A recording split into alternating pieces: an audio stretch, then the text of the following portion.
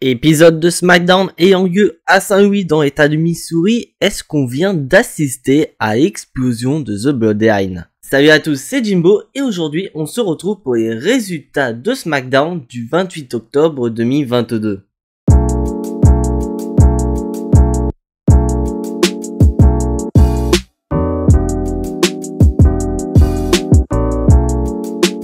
Et cet épisode de SmackDown va démarrer par un match tag team opposant les Brawling Brutes face à Solo Sikoa et Sami Zayn. Mais pourquoi nous avons ce combat? C'est parce que tout simplement la semaine dernière, Sheamus a été victime d'une attaque de The Bloodline, donc ses partenaires ne veulent qu'une seule chose, se venger. Et donc on va démarrer cet épisode de SmackDown par un très bon match opposant ces deux équipes. Et à noter qu'on voit une réelle alchimie entre Sami Zayn et Solo Sikoa. Peut-être une nouvelle équipe à mettre du côté de The Bloodline si jamais les Usos venaient à perdre leur titre Undisputed. Pourquoi pas? Mais en parlant des champions incontestés, les Usos sont aux abords du ring et plus précisément Jey Uso. Vous allez comprendre pourquoi je parle de Jey Uso. Car un peu plus tard dans le combat, Jey Uso va intervenir pour aider Solo Sikoa et Sami Zayn. Sauf que Sami Zayn n'est pas du tout d'accord. Cela va amener à une dispute entre les deux à l'extérieur du ring. Sauf que malheureusement cette altercation va être désagréable pour Sami Zayn, cette altercation avec Jey Uso va lui coûter la victoire car il va se prendre un roll-up de la part de Butch. Mais c'est loin d'être terminé, car après la défaite de Sami Zayn et de Solo Sikoa, on assiste à une dispute opposant Sami Zayn et Jey Uso et on remarque que Solo Sikoa et Jimmy Uso sont du côté de Sami Zayn et non de Jey Uso qui sont quand même du même sang. Une dispute qui ne va pas plaire au chef tribal Roman Reigns. Et en parlant du chef tribal, la musique de Roman Reigns va retentir dans l'arène et les membres de The Bloodline vont littéralement se chier dessus. Notamment Sami Zayn et Jey Uso. Et c'est un Roman Reigns très énervé qui fait son entrée et qui va confronter les membres de sa famille. Un Roman Reigns qui va prendre le micro et qui va définir Sami Zayn et Jey Uso comme des enfants et il va les traiter comme tels, il va leur donner l'opportunité de régler leurs problèmes maintenant sur le ring. On sait maintenant ou jamais, faut vider son sac. Et c'est Sami Zayn qui va être le premier à prendre le micro et qui va dire qu'il n'a rien contre Jey Uso ni même les autres membres de The Bloodline, mais que s'il a fait quelque chose qui était contre Jey Uso, quelle est la nature de cette dernière, il s'excuse envers ce dernier. Mais vous allez voir que Jey Uso n'est pas sur la même longueur d'onde que Sami Zayn. Car Jey Uso va prendre le micro à son tour et il va dire ce qu'il a sur le cœur envers Sami Zayn, il ne le supporte tout simplement pas.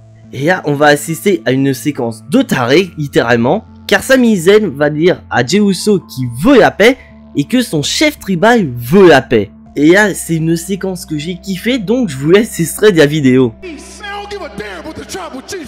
Donc après ça vous pouvez imaginer la tête de Roman Reigns suite aux propos de Jey Uso.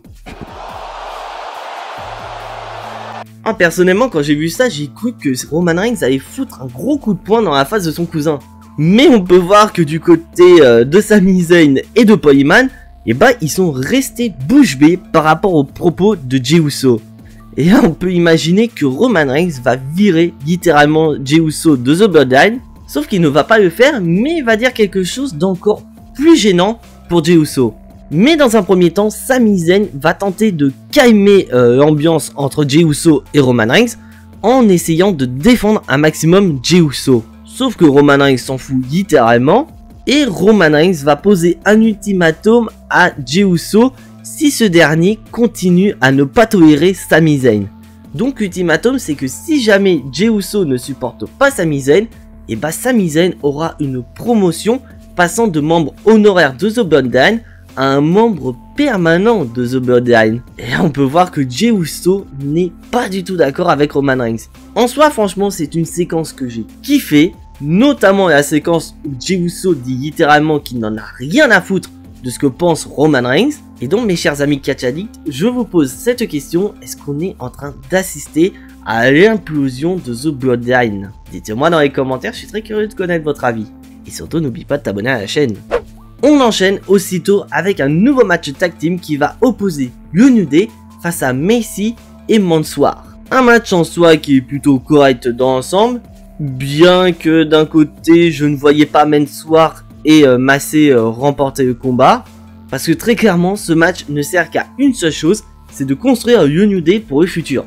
Et c'est sans aucune surprise que le New Day va remporter le combat, car je vous rappelle mes chers amis catch addicts que les Usos se rapprochent petit à petit du règne légendaire du New Day. Donc on peut supposer que dans le futur, le New Day et les Usos vont peut-être se croiser pour les titres tag team unifiés. Peut-être pourquoi pas un dernier payage pour permettre aux Usos de battre ce record légendaire du New Day.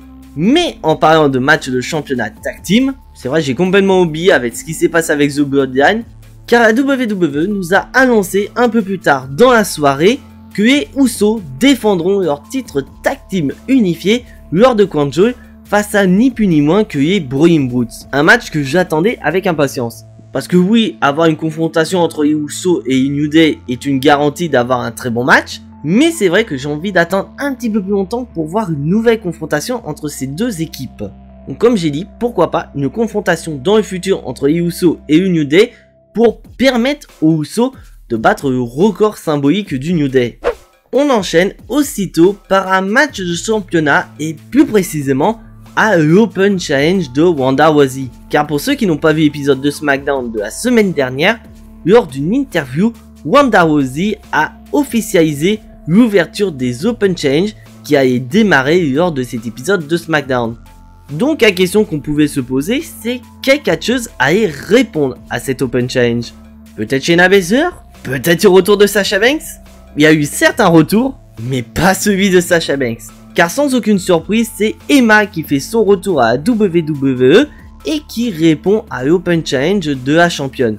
Donc pourquoi je dis sans aucune surprise? C'est parce que tout simplement le retour d'Emma a été spoilé sur les réseaux sociaux. Donc ce qui fait qu'on n'est pas du tout surpris de la voir lors de cet épisode de SmackDown.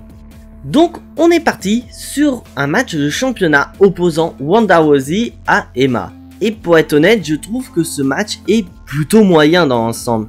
Je vais vous expliquer pourquoi. Car déjà nous avons droit à Emma qui fait son retour, mais très clairement on savait très bien qu'elle n'allait pas revenir et battre la championne de SmackDown. Donc ce qui fait que son retour est plutôt gâché du côté de SmackDown, bien que cette dernière va tenter de se défendre face à la championne, car Ronda Rousey va réussir à entraîner Emma dans son armbar et aller jusqu'à la soumission finale. Mais à noter que Ronda Rousey a été un peu fourbe dans cette victoire, car cette dernière va profiter d'un moment où l'arbitre a le dos tourné pour mettre les doigts dans les yeux d'Emma. Une victoire un peu je dirais. Mais ce n'est pas fini pour la championne, car Ronda Rousey a été rejointe par Shayna Baszler et il y a eu une confrontation avec Natalya. Parce que tout simplement, Ronda Rousey a eu de la chance que ce soit pas Natalya qui ait répondu à l'Open Challenge, car selon Natalya, si c'était elle qui avait répondu à cet Open Challenge, Ronda Rousey aurait perdu son titre féminin de SmackDown lors de cet épisode. Donc on peut se demander que si jamais Ronda Rousey refait un Open Challenge lors du prochain épisode de SmackDown, est-ce que Natalya sera celle qui va répondre à l'invitation de la championne? Faudra voir le prochain épisode de SmackDown pour avoir la réponse à cette question.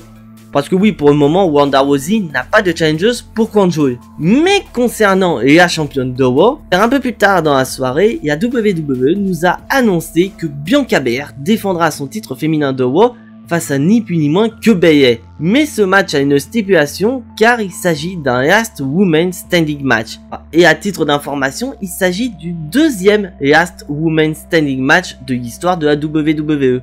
Car le premier Last Woman Standing match était un match qui opposait Becky Lynch à Charlotte Flair lors du premier et seul pay-per-view exclusif au roster féminin qui était WWE Evolution. Peut-être qu'un jour on retrouvera ce pay-per-view. Qui sait? Mais au moins, Bianca Belair a un match de championnat pour Crown Jewel. Pas Ronda Rousey. C'est bien dommage. On enchaîne avec un match 3 contre 3.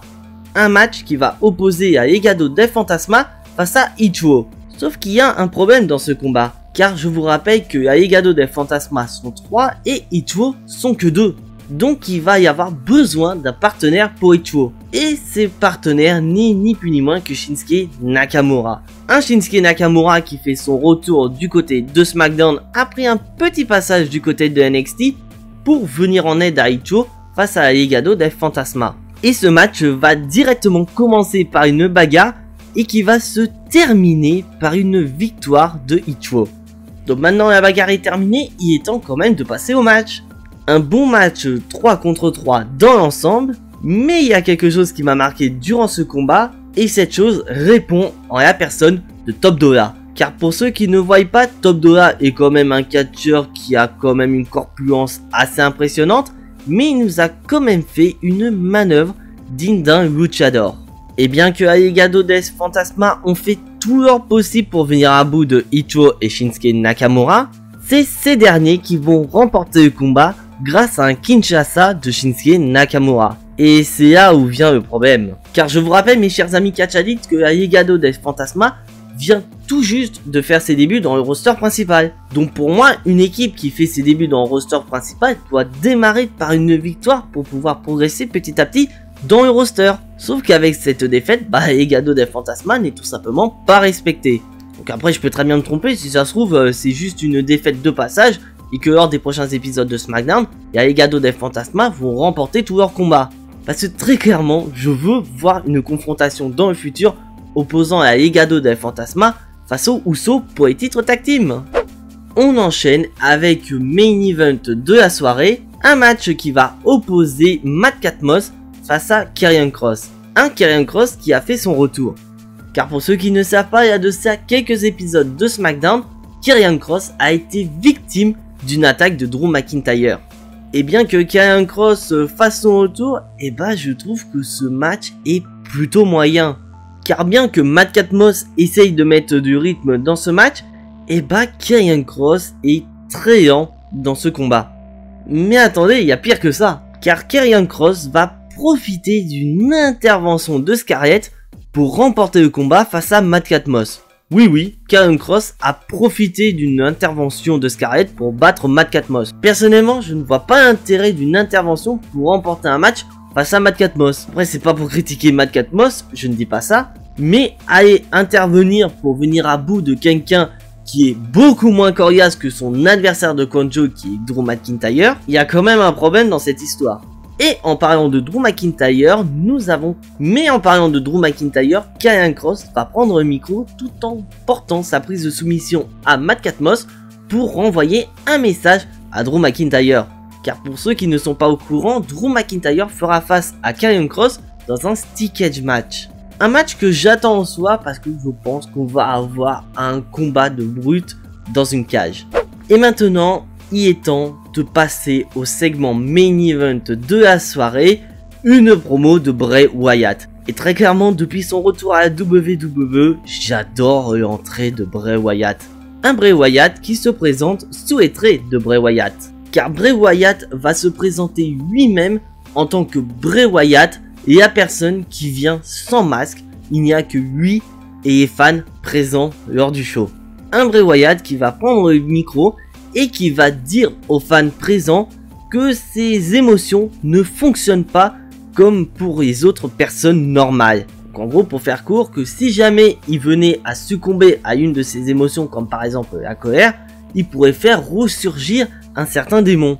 Et en parlant de démon, Bray Wyatt va être interrompu par une personne se présentant sur le nom d'Oncle Howdy. Donc oui, excusez-moi pour le nom, n'hésitez pas à me reprendre dans les commentaires. Et Oncle Howdy se présente comme étant le fantôme de l'homme qui a tué le monde et que Bray Wyatt ne pourra pas le fuir. Et à noter que Oncle Howdy nous a teasé le potentiel retour d'un certain démon. Car Oncle Howdy dit à Bray Wyatt qu'il n'aurait jamais dû abandonner le démon et qu'au contraire, il faut le faire revenir. Donc est-ce que Oncle Howdy ne serait pas en train de nous teaser le retour de The Fiend Bray Wyatt? Franchement, je kifferais voir ça. Et suite à ce segment, on peut voir que Bray Wyatt est en train de se battre contre ses démons intérieurs qui est matérialisé par Oncle Howdy. Mais en soi, c'est quelque chose qui est bien apporté à l'univers de Bray Wyatt. Et pour être honnête, mes chers amis catch addicts, je suis curieux de voir la suite. Pas vous? Et maintenant, mes chers amis catch addicts, il est temps de passer au bilan de cet épisode de SmackDown. Et bah pour être honnête avec vous, je trouve que c'est un épisode plutôt correct dans l'ensemble. Donc après pour moi, il y a deux moments qui sont vraiment au top de cet épisode de SmackDown. La première étant bien sûr le segment d'ouverture avec The Bloodline, où vraiment Jey Uso s'est littéralement lâché et il a montré qu'il ne veut plus admettre Roman Reigns en tant que chef tribal. Donc on peut imaginer dans le futur que Jey Uso pourrait, pourquoi pas, se révolter contre Roman Reigns et pourquoi pas se tourner vers un autre chef tribal. Ce chef tribal répondant au nom de The Rock. Et le deuxième segment, c'est bien sûr le segment main event avec Bray Wyatt que je trouve tout simplement génial. Mais surtout de voir que Bray Wyatt est prêt à devenir un autre homme, sauf que ses démons sont toujours à ses trousses. Ce qui fait qu'on pourrait avoir quelque chose de dingue avec Bray Wyatt. Donc après, dans l'ensemble, on a des matchs plutôt corrects. Sauf qu'au niveau rivalité hors de coin de jeu, et bah ça n'avance pas beaucoup. Donc ok, certes du côté de SmackDown, on nous a rapporté que Uso affronteront les Brawling Brutes, mais Ronda Rousey n'a aucun match de championnat. Et surtout que la semaine prochaine, Rey Mysterio aura son opportunité face à Gunther lors du prochain épisode de SmackDown, et non à coin de jeu. Alors qu'il y avait possibilité de rajouter ce match sur la carte. De quoi augmenter les tensions entre Rey Mysterio et son fils, en montrant que même si Rey Mysterio est du côté de SmackDown, ça n'empêchera pas son fils de lui mettre des bâtons dans les roues, pour se diriger vers un match fils contre père lors des prochains mois à la WWE. Donc maintenant j'ai assez parlé, il est temps de passer à la note de cet épisode de SmackDown. Donc dans l'ensemble c'est un épisode de SmackDown plutôt correct, c'est pour ça que je vais lui mettre la note de 7 sur 10. Et vous mes chers amis catchadites, quelle note donneriez-vous à cet épisode de SmackDown? Lâchez-vous dans les commentaires, je suis curieux de connaître votre avis. Et donc voilà, c'est tout pour ces résultats de SmackDown. Si bien sûr mon cher ami catchaddict, tu n'es pas abonné à la chaîne, je t'invite à le faire, c'est entièrement gratuit et ça soutiendra la chaîne. Je t'invite à lâcher ton plus gros pouce bleu qui fait également plaisir à la chaîne. Mais surtout, je te laisse activer la petite cloche pour être notifié des prochaines vidéos. Car oui, Coin de Jeu arrive à grands pas et donc beaucoup de vidéos vont arriver sur la chaîne. Et en parlant de vidéos, on se retrouve prochainement pour une toute nouvelle. Mais en attendant, soyez tous très fiers d'être des catch addicts. C'était Jimbo et à la prochaine.